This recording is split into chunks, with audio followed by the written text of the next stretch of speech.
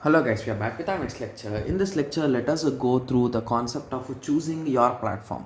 So when there are multiple platforms, so choosing one among them all is really crucial, guys, because this choosing is done based on your requirements, right? So how much speed you want, how much RAM you want, how much processor you want, how much data you want, how much space you want to store your code, and all those things, it depends, right? Yes. So the platform you choose, it depends upon the particular things like price, performance, capacity, and their suit. Okay. So processing speed.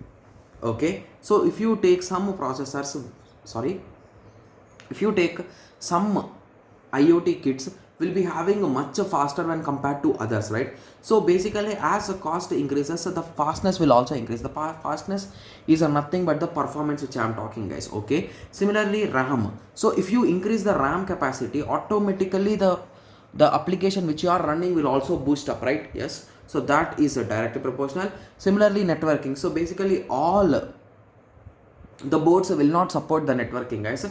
Okay, so if you buy some kind of a normal AVR board or anything, you need to buy ESP8266, so which is an Wi-Fi module, you can say. So using this you can connect to Wi-Fi, but if you buy a direct Arduino, okay, so you can, it automatically, I think it automatically has inbuilt Wi-Fi. I'm not sure, guys. I think it will not have, sorry, it will not have. So there will be some other board, I do not remember the name. So for that it will be having the inbuilt Wi-Fi also. So like that, based on your requirement you should check. Okay, and your budget and your requirement. Okay. Similarly, you need to always check about the USBs also. So basically, how many USBs can be connected? So if you take an example of Raspberry Pi, you can connect around 3 to 2 USBs, guys. Directly you can connect them and it will be working. So in that way, so you need to check about them. Similarly, power consumption. So what type of power consumption you need?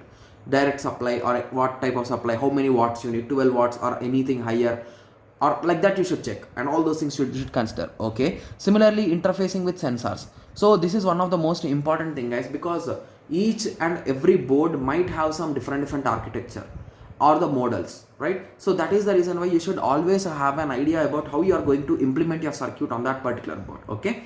Yes, so I hope everyone got some basic idea about choosing your platform. So in the next lecture we will be discussing about your prototyping hardware platform, guys. Okay, so in that we'll be discussing about Arduino and Raspberry, I think so. Yes, we'll be discussing about them. Okay. Yes, so let us meet in the next lecture. Thank you, thanks for watching.